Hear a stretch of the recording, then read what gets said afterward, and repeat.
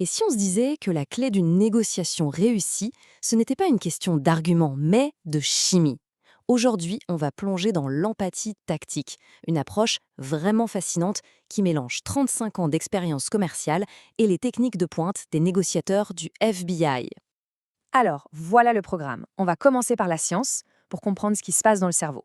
Ensuite, on va décortiquer la boîte à outils du FBI pour en tirer des techniques super puissantes. Et à la fin, on verra comment appliquer tout ça pour transformer nos conversations. Ok, première idée, et elle est assez dingue. Il faut oublier un peu tout ce qu'on pense savoir sur la persuasion. Parce qu'en fait, chaque négociation, c'est d'abord une réaction chimique. Oui, oui. Avant même de parler, des hormones sont déjà en train de décider si la discussion va aboutir ou foncer droit dans le mur. Et c'est là que ça devient vraiment intéressant. Parce que si c'est de la chimie, ça veut dire qu'on peut avoir une influence dessus. En comprenant un peu quelles hormones sont en jeu, on arrête de subir la conversation. On apprend à l'orienter tout en douceur pour créer un climat de confiance, un climat d'ouverture. En gros, dans chaque discussion, on est un peu comme des chimistes. D'un côté, on peut créer un cocktail super positif. La dopamine pour le sentiment de récompense, l'ocytocine pour la confiance et la sérotonine pour le sentiment d'être reconnu. Ça, c'est le trio gagnant. Et de l'autre, attention, une seule erreur et on libère le cortisol, l'hormone du stress. Et là, c'est simple, ça ferme toutes les portes. Ce qui est fou, c'est de voir à quel point les déclencheurs de cette chimie positive sont simples. Pour la dopamine, il suffit de fêter une petite avancée ensemble. Pour le cytocine, juste une écoute sincère, vraiment active. Et pour la sérotonine, valoriser ce que l'autre a accompli. Pas besoin de techniques compliquées, juste de l'humain. Et à l'inverse, les vieilles tactiques de vente un peu agressives, c'est un véritable poison. Couper la parole, mettre la pression, créer le doute, chacune de ces actions libère du cortisol. Le cerveau de la personne en face passe en mode danger, et là, c'est fini, toute chance de connexion ou de décision rationnelle est complètement anéantie. Alors, comment on fait pour naviguer dans ce champ de mine hormonale?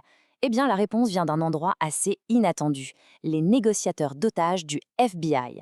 Leur arme secrète, ce n'est pas la force, non, c'est un concept hyper puissant, l'empathie tactique. Attention, l'empathie tactique, ce n'est pas juste se mettre à la place de l'autre. Non, c'est une démarche active. C'est comme dessiner une carte de l'état émotionnel de l'autre pour comprendre ce qu'il fait avancer, ce qui lui fait peur et construire un pont de confiance. Le but, ce n'est pas d'être d'accord, c'est de montrer qu'on a parfaitement compris. Parce qu'au fond, c'est ça la clé. Qu'on soit face à un client ou dans une situation de crise, le besoin humain reste le même, il est universel. On veut tous être compris et acceptés. C'est ce besoin fondamental qui est le vrai, le seul levier de toute négociation. Bon, d'accord. Mais en pratique, on s'y prend comment? On va passer aux outils concrets, ceux qui permettent de transformer ce concept d'empathie en action et de créer ce fameux lien en temps réel. Le premier outil est d'une simplicité déconcertante. C'est le miroir. Ça consiste juste à répéter les derniers mots importants que l'autre vient de dire. S'il dit ⁇ Ce projet me cause beaucoup de stress ⁇ on répond juste calmement ⁇ Beaucoup de stress ?⁇ C'est tout. Mais cette petite action, c'est magique. Ça montre qu'on écoute et ça l'encourage à en dire plus. Alors, la méthode est super simple. C'est en 3 temps. D'abord, on prend une voix calme, posée. Ensuite, on fait le miroir. On répète les derniers mots. Et enfin, l'étape la plus importante, le silence. On se tait pendant au moins 4 secondes. C'est dans ce silence que l'autre va se sentir le besoin de combler le vide et de livrer des informations hyper précieuses. Le deuxième outil, c'est l'étiquetage. Là, il s'agit de mettre un nom sur l'émotion qu'on perçoit. Au lieu de dire «Non, mais ne vous inquiétez pas», on peut essayer quelque chose comme «On dirait que ce point vous préoccupe un peu». En validant l'émotion, au lieu de la balayer, on désamorce la tension d'un coup. On montre qu'on a compris toute la situation, pas juste les mots. Ok, donc une fois que la confiance est là, grâce au miroir et à l'étiquetage, on peut passer à l'étape suivante, guider la conversation. Mais comment on fait ça sans donner l'impression de mener un interrogatoire? C'est toujours le même dilemme, pas vrai? Comment on peut obtenir les infos dont on a besoin sans que l'autre se braque? La solution, en fait, elle n'est pas dans ce qu'on demande, mais dans le comment on le demande. Et c'est là qu'arrivent les questions calibrées. Ce sont des questions ouvertes, spécialement conçues pour donner à l'autre l'illusion du contrôle. En réalité, on l'invite à réfléchir à une solution pour notre problème. Et là, sans s'en rendre compte, on passe de vous contre moi à nous face à un problème. C'est un changement énorme. Regardez un peu ces exemples. Une question comme comment suis-je censé faire ça? Ce n'est pas du tout agressif. Ça force l'autre à se mettre à notre place, à réfléchir à notre situation. Impossible d'y répondre par un simple oui ou non.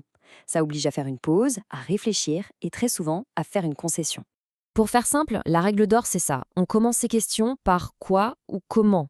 Ces mots-là, ils ouvrent la discussion. À l'inverse, les questions qui commencent par pouvez-vous, êtes-vous, elles appellent un oui ou un non. Et ça referme la porte. C'est à nous de relancer et on perd le contrôle. Allez, maintenant on rassemble toutes les pièces du puzzle. Comment on peut intégrer cette chimie et tous ces outils dans une conversation pour la faire passer d'un simple appel à une vraie connexion? Ce plan en 5 étapes, il intègre tout ce qu'on vient de voir. La découverte émotionnelle, c'est là qu'on va utiliser le miroir et l'étiquetage pour aller au cœur du sujet. La reformulation stratégique, c'est pour prouver qu'on a tout compris. Et la présentation de la solution, elle se connecte directement aux besoins émotionnels qu'on a identifiés, pas juste à des aspects techniques. Et c'est comme ça qu'une transaction se transforme en relation. Pendant cette phase de découverte, ces questions sont en or. Le but, ce n'est pas d'avoir une liste de problèmes factuels, non. C'est de toucher à l'émotion qui se cache derrière. Est-ce que c'est la peur de l'échec, le besoin de reconnaissance? C'est ce moteur émotionnel, bien plus que la logique, qui va guider la décision finale.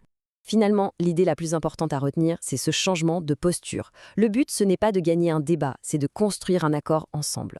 L'objectif, ce n'est pas de vendre, c'est d'aider à résoudre. C'est un petit changement de perspective, mais croyez-moi, ça change absolument tout. Alors, la prochaine fois, avant de démarrer une négociation, il faudra se poser cette question: est-ce que c'est une bataille ou une découverte? En appliquant ces principes, on ne se contente pas de conclure une affaire. On construit une relation durable, une relation basée sur la confiance et la compréhension. Et ça, c'est le secret d'une réussite bien plus grande.